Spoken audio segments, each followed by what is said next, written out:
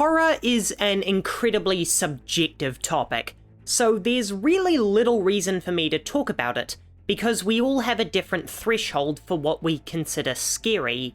Some of us can watch any horror movie with ease, while others can't even stand the scary bit in a Disney movie. I think games are the most terrifying medium for horror because the cost of failure or getting caught by the monster is squarely on the player's shoulders. But enough preamble. Is Alan Wake 2 a scary game? Well, no matter what your threshold for horror is, Alan Wake 2 is almost certainly less scary than you think it's going to be. The dread of horror is the most powerful tool it has in its arsenal. That sinking feeling that something is going to be too much to handle, but then you play the game and it's less scary than your mind built it up to be.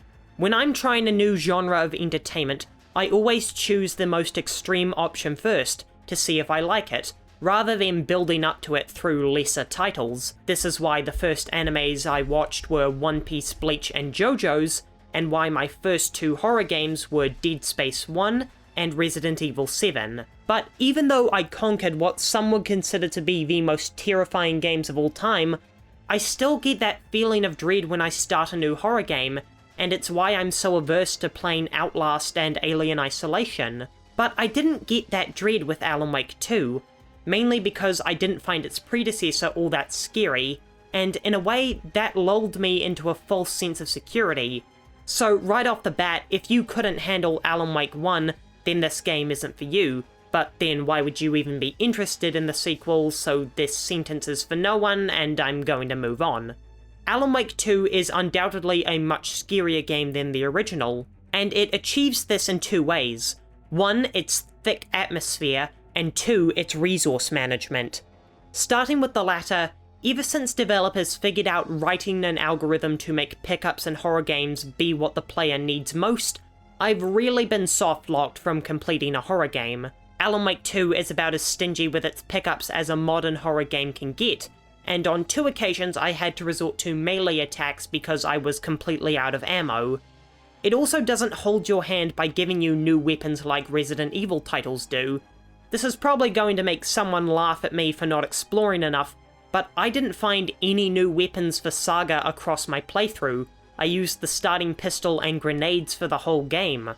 On the plus side, Alan Wake 2 doesn't force you to fight most enemies, and simply running past them is an option.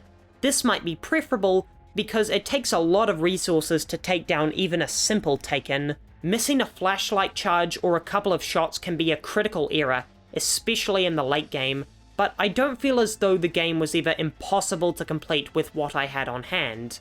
So if you're stressed out by getting soft-locked in horror games, then Alan Wake will push your fear quite far, but it will never actually soft-lock you as an earlier Resident Evil title would. Moving on to the second form of horror that Alan Wake 2 employs, the atmosphere and the tension it creates. Personally, I think the atmosphere of this game is glorious and one of its best features, but I understand being stressed out by an overbearing atmosphere that doesn't want you to succeed. The 2 primary atmospheres Alan Wake 2 will use are Eldritch Shadow Metropolis and Backwater Dimly Lit Boonies, and guess which one is scarier? It's actually the latter, and that's because horror is most effective when it's a tangible fear that you're familiar with.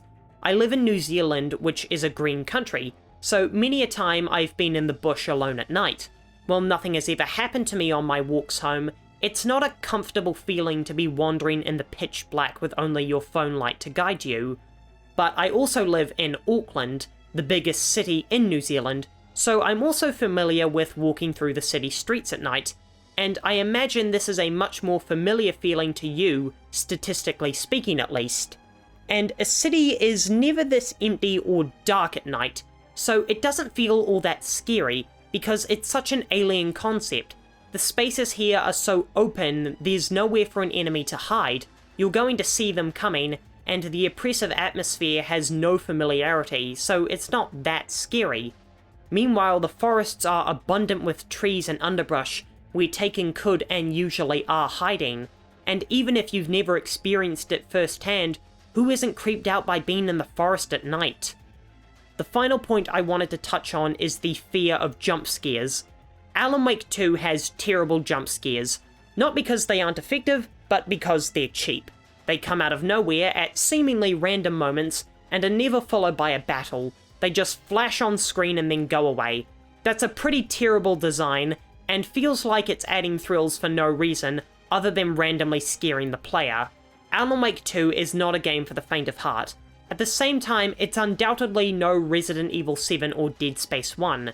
It's a game with an oppressive and often chilling atmosphere and tight resource management, and it's worthy of its Halloween release window.